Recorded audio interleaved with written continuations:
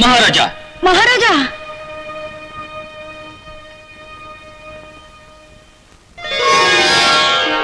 ನೋಡು ಮಹಾರಾಜ, ಈಗಲಾದ್ರೂ ಗುರುತು ಸಿಕ್ಕಿತೆ? ಇಲ್ಲ, ಈಕೆಯನ್ನು ನೋಡಿದ ನೆನಪೇ ಇಲ್ಲ. ಏನಂದ್ರಿ? ನನ್ನ ನೆನಪು ನಿಮಗಿಲ್ಲವೇ? ಇಲ್ಲ, ಖಂಡಿತವಾಗಿಯೂ ಇಲ್ಲ. ಇಲ್ಲ? ಹಾಗಾದ್ರೆ ಅಂದು ನೀವು ನನಗೆ ಆಶ್ವಾಸನ ಕೊಟ್ಟದ್ದು ಸುಳ್ಳೆ? ನನ್ನನ್ನು ಗಾಂಧರ್ವ ವಿವಾಹವಾದದ್ದು ಸುಳ್ಳೆ? ನಮ್ಮ ಪ್ರೇಮದ ಗುರುತಿಗಾಗಿ ಈ ಉಂಗುರವನ್ನು ಕೊಟ್ಟದ್ದು ಸುಳ್ಳೆ? ಯಾವ ಉಂಗುರ? ಯಾವ ಉಂಗುರ? ನನ್ನ ಉಂಗುರ. ಗೌತಮಿ, ನನ್ನ ಉಂಗುರ ಕಾಣುತ್ತಿಲ್ಲವಲ್ಲ?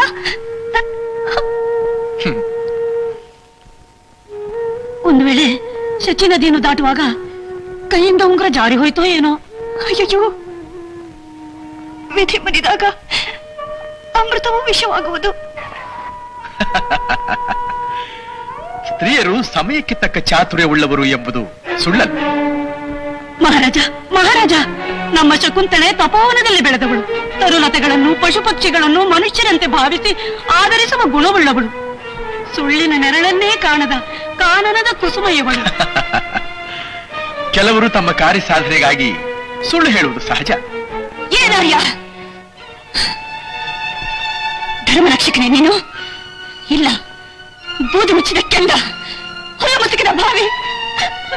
ಗೌತಮಿ, ಗೌತಮಿ, ಈತನನ್ನು ನಂಬಿ ಮೋಸ ಹೋದೆ, ಮೋಸ ಹೋದೆ. ಕೆಲವು ಮಂಗಳಾಂಗಿ, ಏಕೆ ದುಡುಕಿನ ಮಾತು? ನಿನ್ನನ್ನು ವಂಚಿಸಿ ನನಗೆ ಬರುವ ಭಾಗ್ಯವಾದರೂ ಏನು? ಚಂದ್ರನು ಮುಟ್ಟುವುದು ಕನ್ನೈದಿಲೆಗಳನ್ನು ಮಾತ್ರ, ಸೂರ್ಯನು ಅರಳಿಸುವುದು ಕಮಲಗಳನ್ನು ಮಾತ್ರ. ಜಿತೇಂದ್ರಿಯನಾದವನಿಗೆ ಪರಸ್ತ್ರೀಯರನ್ನು ಹೊಂದುವ ಮನೋಭಿಲಾಷೆ ಎಂದಿಗೂ ಬಾರದು, ಎಂದಿಗೂ ಬಾರದು.